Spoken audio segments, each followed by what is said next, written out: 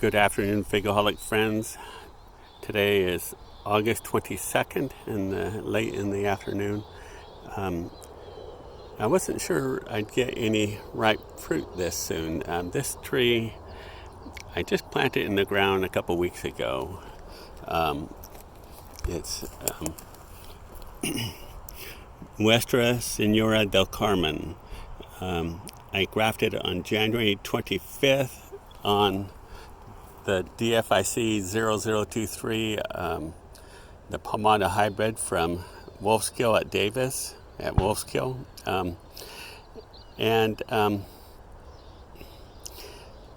Some people refer to UC Davis. It's not UC Davis. It's on UC Davis property. It's a USDA collection that on property they leased from UC Davis.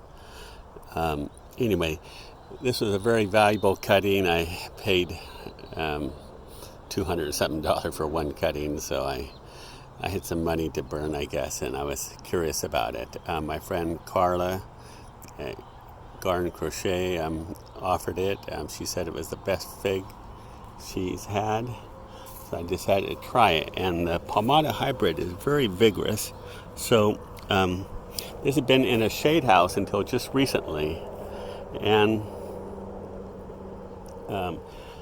it's growing quite vigorously, so I did pinch the tip off there. I wanted to branch out some. So I've never had this before, and I'm not sure how representative this will be. It was in a 15-gallon pot, and I wanted it to be good and well established before I put it out in the elements here.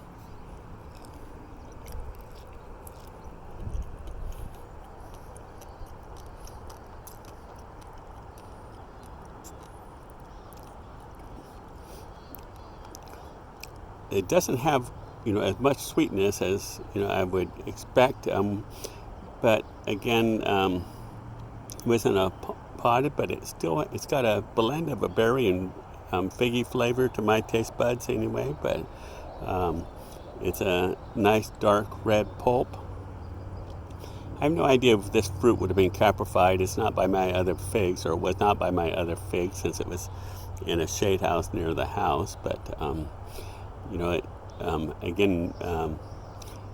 we'll know more about this after I get more fruits. I'm not sure I'm going to get many fruits there because, there's some up here, the top 2.5 or so feet of it. There's no fruits, but I have maybe 5 more chances at some fruits.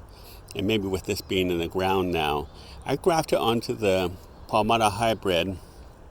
And I've been selling cuttings at that for quite a few years, and I'll, mention now, I would recommend that people consider using that as a rootstock because, I found that it's my most vigorous tree. But if you're in a cold climate, I probably would not use it. The first or second year I had it, it was a pretty large tree. It grew vigorously, but it died back to the ground that winter. I think we got down to 24 degrees Fahrenheit. And, I was worried I lost it, but it grew back the next spring. And by the end of that year, it was about 10 feet tall. So that gives, an idea. That's a hybrid between a Ficus carica and Ficus palmata. I don't know which one they had used for the male. But the other reason why I use it is that it's thought that that palmata is immune to fig mosaic virus. And, if I'm grafting a new valuable variety, I don't want to introduce strains of fig mosaic virus that it doesn't have. There's different strains of fig mosaic virus, at least 7, according to one university that did genetic testing of the viruses. Anyway, so I use that for a couple of different reasons, and it certainly worked well in this case here. Again, this is, I'll just call it Carmen. It's too long of a name. Nuestra Señora del Carmen. And that means Our Lady of Mount Carmel, which I'm Catholic, in Israel, near Tel Aviv, I believe. I visited Mount Carmel once, and so I'm a little bit familiar with that. So it's named after her.